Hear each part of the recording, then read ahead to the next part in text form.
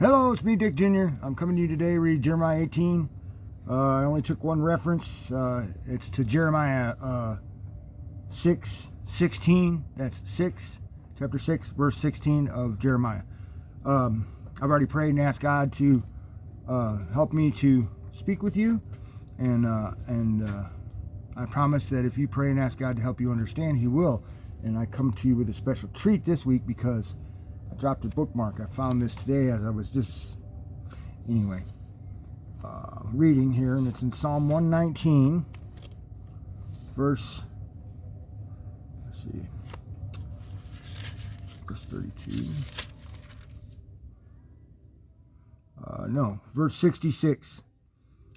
So that's Psalm 119, verse 66.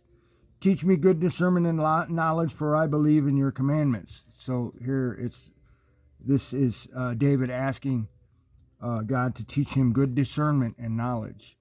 You see what I mean? And it's because he follows and believes in God's commandments that he's asking him this. You see what I mean? But if you ask and you believe, He will give it. Okay? I just wanted to make that little point. Lost my bookmark. It's all right. We'll drop something else in.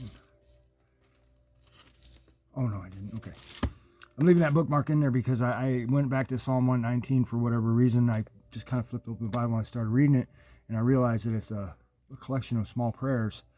I don't know if it's attributed to David or not, or the priest or what, but it's a collection of small prayers, and I want to go through there and see if it's one of the longest psalms in the book as well. So anyway, I'd like to really get to know those prayers, those praises that are in there. So anyway, I suggest you pray and ask God to help you understand the word. So I'm going to go ahead and start here in chapter 18, verse 1. There's a couple places where I'll stop, but I'm pretty much going to read this one straight through, except for the one reference to Jeremiah 6:16. Okay? The word which came to Jeremiah from the Lord, saying, Arise and go down to the potter's house. And this is something very important. This is the potter and the potter's wheel. We always hear it as Christians about, but here's a story specifically about a potter and the potter's wheel and that type of thing. So arise and go down to the potter's house, and there I will announce my words to you. And then I went down to the potter's house, and there he was making something on the wheel. But the vessel that he was making of clay was spoiled in the hand of the potter. So he was, forming, doing his thing. He folded it, or something. Something happened that the potter didn't like, and it was ruined. Okay?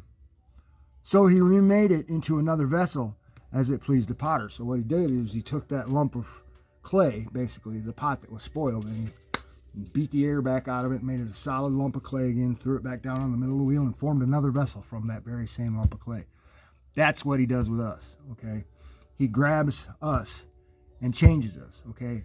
I am a different vessel because of God's hands forming me than I was just a few short years ago. That's all I'm trying to say. So I'm going to go on here. So he made another from the same. Then the word of the Lord came to me, saying, Can I not, O Israel, deal with you as the potter does, declares the Lord. Behold, like clay in the potter's hand, so are you in my hand, O house of Israel. But if you just take that last, O house of Israel, that's how we all are. We are clay in God's hands, and he does with us as he pleases. Okay? At one moment I might speak concerning a nation or concerning a kingdom, to uproot, to pull down, or to destroy it. If that nation against which I have spoken turns from its evil, I will relent concerning the calamity I plan to bring on it. Or in another moment I might speak concerning a nation or concerning a kingdom, to build up or to plant it. If it does evil in my sight by not obeying my voice, then I will think better of the good with which I had promised to bless it. But obeying my voice, that's a very important thing. I'm going to tip over here. Here we go.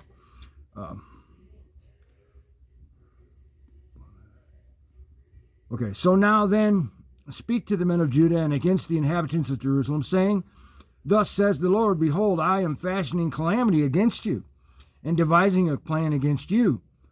O turn back each of you from his evil way, and reform your ways and your deeds. I circled that. Turn back from your evil ways. Reform your ways and your deeds. Pretty simple. Repent. Verse 12. But they will say, it is hopeless, for we are going to follow our own plans, and each of us will act according to the stubbornness of his evil heart. And this is where we're at today. Everybody is going to do whatever they want to do. Okay? Doesn't matter.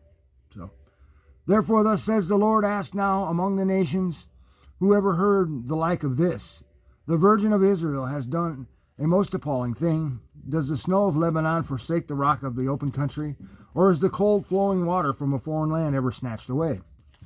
For my people have forgotten me. They burn incense to worthless gods. And they have stumbled from their ways, from the ancient paths, to walk in bypaths, not on a highway.